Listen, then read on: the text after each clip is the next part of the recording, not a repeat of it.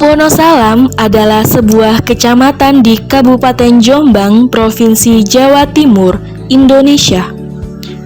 Kecamatan ini terletak di kaki dan lereng Gunung Anjasmoro dengan ketinggian rata-rata 500 sampai 600 mdpl. Kecamatan Wonosalam terletak 35 km sebelah tenggara Kabupaten Jombang. Kecamatan Wonosalam adalah salah satu penghasil susu terbanyak di Kabupaten Jombang karena mayoritas penduduknya merupakan peternak sapi. Setiap tahun juga di kecamatan ini diadakan tradisi Kenduren Wonosalam. Tradisi ini sebagai bentuk wujud syukur penduduk Wonosalam atas hasil panen. Selain itu, kawasan Wonosalam juga memiliki potensi pariwisata yang sangat besar karena mayoritas pencarian penduduknya adalah seorang petani dan juga peternak.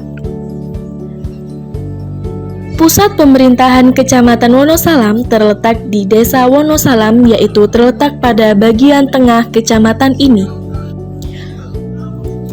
Penduduk Wonosalam mayoritas adalah seorang peternak sapi karena Wonosalam sendiri memiliki cuaca yang sangat dingin karena berada di atas gunung.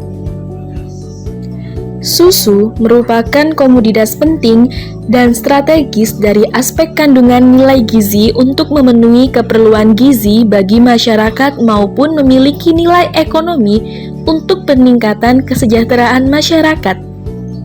Penanganan serta pengolahan susu yang tepat akan memberikan nilai tambah yang optimal bagi para pemangku kepentingan yang terkait dengan komoditas susu. Mempertimbangkan strategisnya komoditas susu, diperlukan acuan terkait dengan pengembangan, penanganan, dan pengolahan susu secara modern agar penanganan dan pengolahan susu memperoleh manfaat yang optimal. Berbagai produk dapat dihasilkan dengan menggunakan bahan baku susu. Contohnya adalah es krim, agar-agar, yogurt, dan juga lainnya. Tidak hanya mengelola susu, di Wonosalam juga ada wisata Kampung Sapi Perah, yaitu merupakan sebuah destinasi keluarga yang edukatif bagi anak-anak.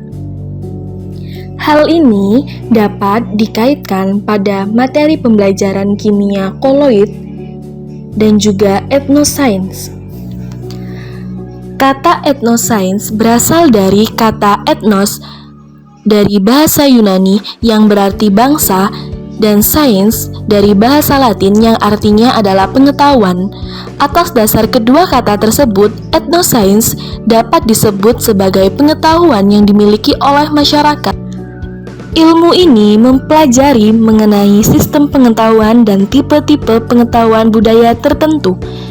Penekanan etnosains berfokus pada pengetahuan asli suatu kelompok masyarakat secara turun-menurun. Secara garis besar, etnosains dapat dikatakan sebagai upaya untuk membangun kembali pengetahuan asli masyarakat atau yang biasa disebut dengan budaya dengan mengkaitkannya dengan pengetahuan ilmiah. Melalui etnosains, sebenarnya peneliti budaya justru akan mampu membangun teori yang mengakar berdasarkan budaya lokal dan tidak harus mengadopsi teori budaya barat yang belum tentu relevan seiring berkembangnya zaman. Etnosains telah menjadi isu terbaru yang banyak dikaji oleh para ahli. Etnosains sangat erat hubungannya dengan kehidupan sehari-hari masyarakat. Dengan adanya etnosains terbukti mampu menjembatani antara dua ilmu yang memiliki karakteristik yang berbeda, yaitu pengetahuan budaya dan pengetahuan ilmiah. Pada umumnya, kaitan budaya atau kearifan lokal dalam kehidupan sehari-hari dengan ilmu sains banyak ditemukan dalam cabang ilmu kimia.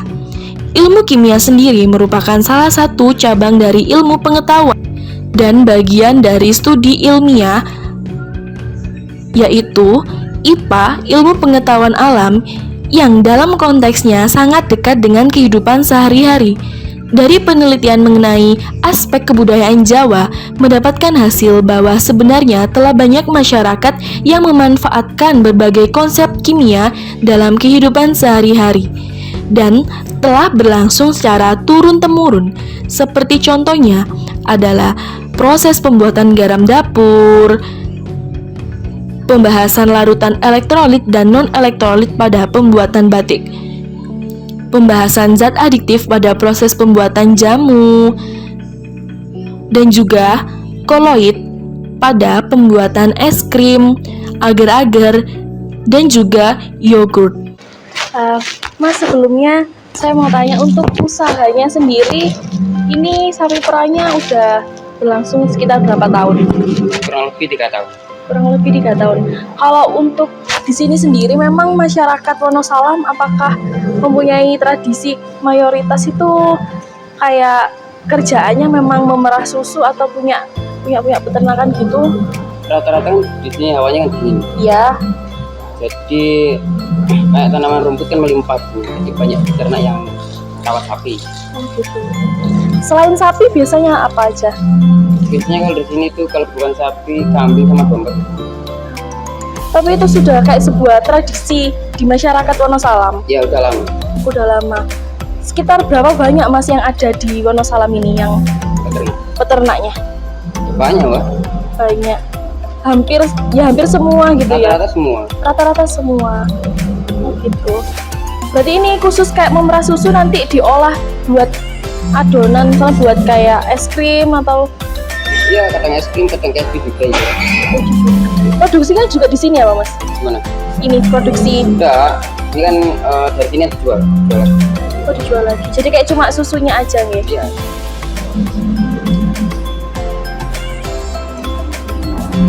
Biasanya untuk memerah susu itu berapa itu Mas? Berapa kali? 2 kali. Satu hari? Ya.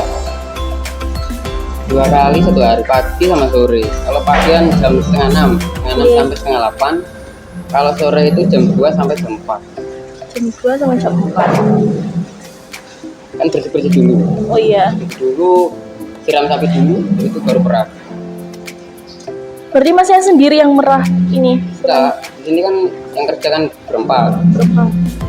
Yang bagian siram ada 1, yang ngasih makan ada, yang perah sendiri ada. Cuma kan di sini perahnya pakai mesin, Pakai mesin? Iya. Oh, gitu. Apa ada spesifikasinya, misalkan ada sapi yang nggak boleh diperah gitu? Ada. Jadi kalau sapi yang kayak sakit itu nggak boleh diperah. Contoh kelihatan sakit itu yang gimana Mas? Yang mana? Masnya kelihatan kalau sapi itu sakit? Nggak mau makan dia. Nggak mau. Sapi nggak mau makan terus hidungnya itu kering.